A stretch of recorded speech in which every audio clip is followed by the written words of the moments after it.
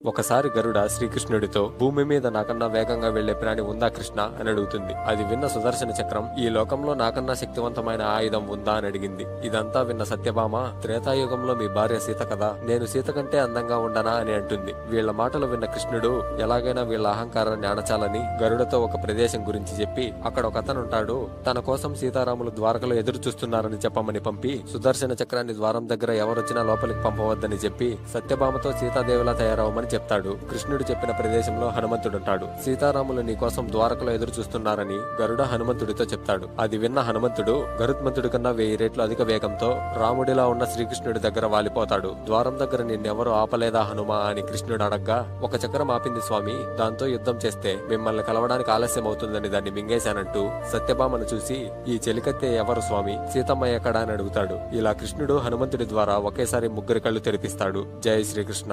ఒకసారి